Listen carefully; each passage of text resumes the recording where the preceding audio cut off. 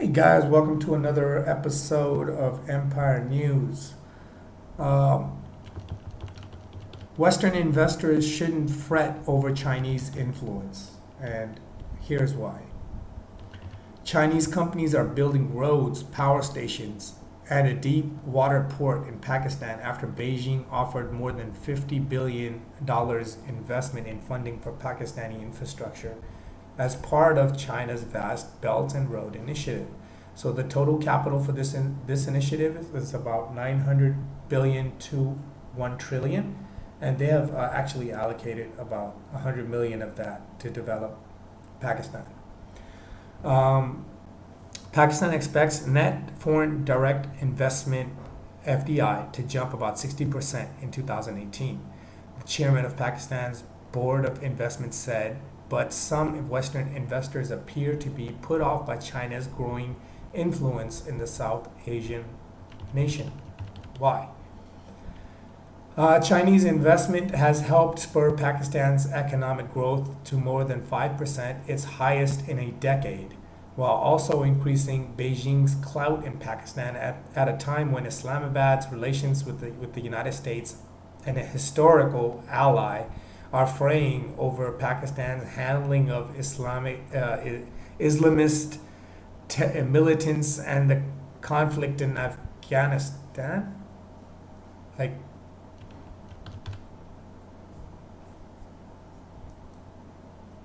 Naeem Zamindar, a state minister responsible for promoting foreign investment in Pakistan, said some Western investors appeared reticent reticent because of an incorrect perception that Chinese companies would get exclusive advantages. 60 countries have signed on board CPEC.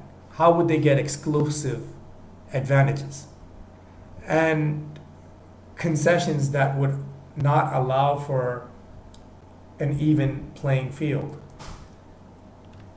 You guys should watch some of the other videos I've been posting and the news that's coming up with, Russia, now part of CPEC, 60 other countries are part of CPEC. So it's not just China, or, they're not acting like the brain from Pinky and the Brain, brain, what are we going to do now?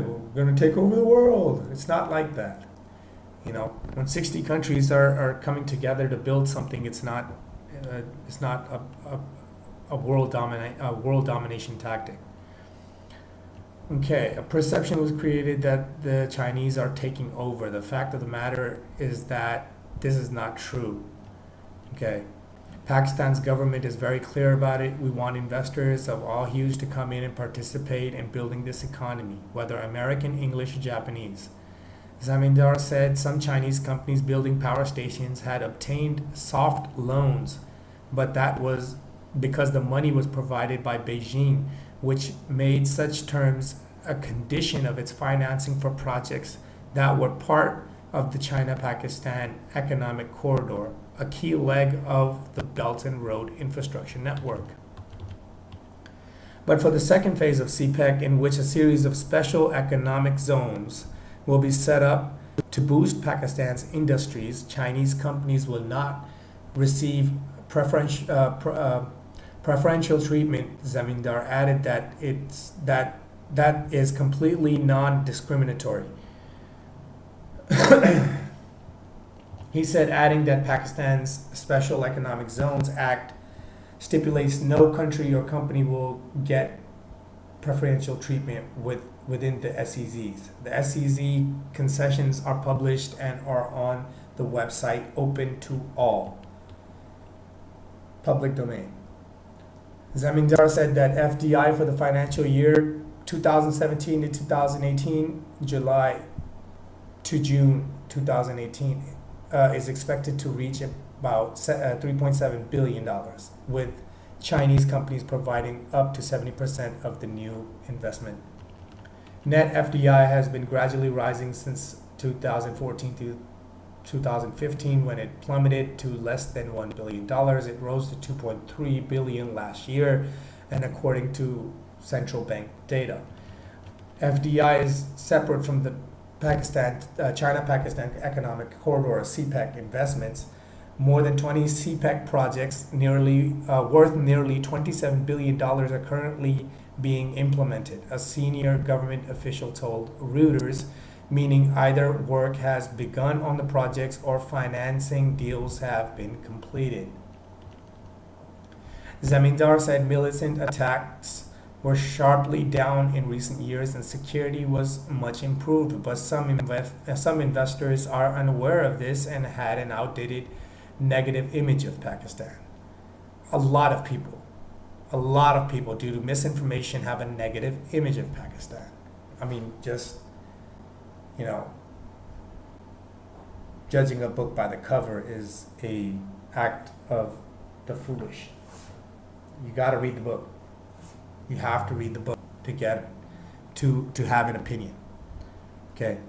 Yet overall interest in Pakistan has jumped, Zamindar said, and he would tour Britain, the United States, France, and Saudi Arabia in the coming weeks to promote the opportunities available in the country of 208 million people and a fast expanding middle class. We are open for business.